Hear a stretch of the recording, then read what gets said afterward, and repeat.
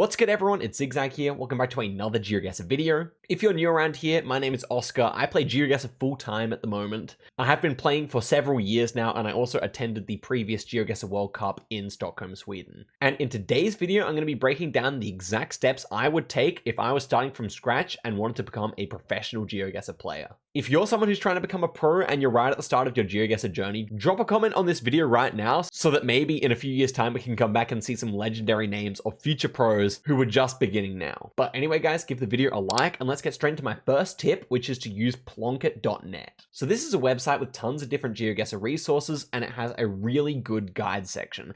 Basically this breaks down the whole world country by country, so if I click into Poland here, I can go and find out a lot about how to guess the country of Poland, so that's the first step. But also how to region guess Poland. Haha, funny joke, I know, but you know, Poland is not the easiest country to region guess, but there are still many good tips here. And basically it does this for every country in the world. You can learn so much on Plonket, and really, the truth is there's a lot of the tips inside here that I don't even know, which I'm gonna have to learn before I go to the next World Cup. If you seriously want to be a pro, this is the one tip I would recommend not skipping whatsoever.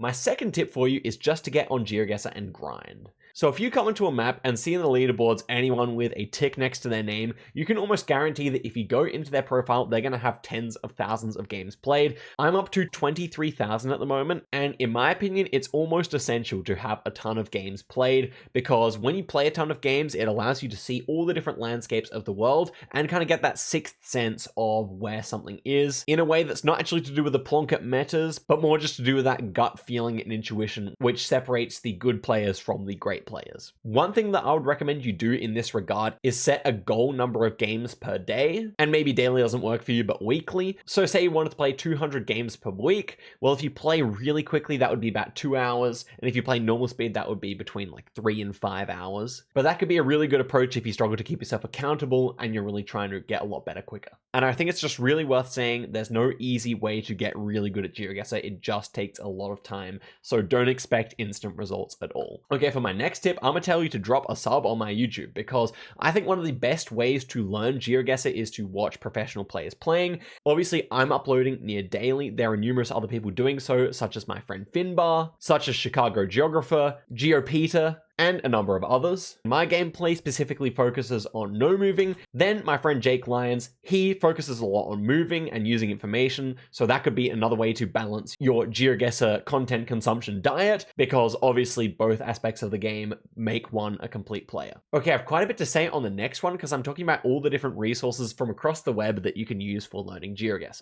The first resource I want to mention is the region guessing meta library, which is kindly created by Lupus. Basically, Lupus has gone ahead and combined 600 different guides about all different countries, and you can go ahead and read these if there's a particular country you want to learn, or just for general browsing. It's really great stuff. And also the descriptions that he's left are also quite useful in case you're not really sure what to click, because that also helps a more casual observer. Then there's Anna's site called Mapmaking app. This is a great one and essential for tracking any metas that you want to learn. So say I want to click in a certain part of Finland to see if there are any red roads.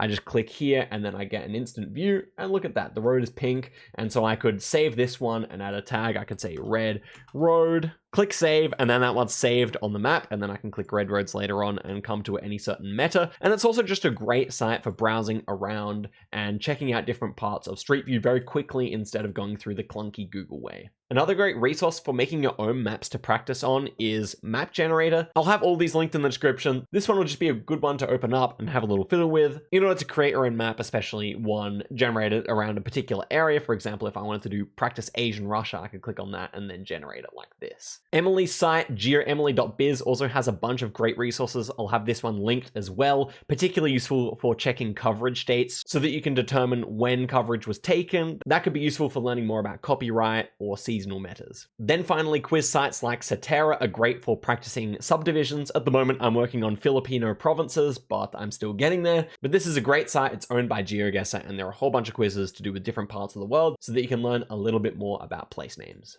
Okay, the next avenue for improvement I want to talk about is Jules.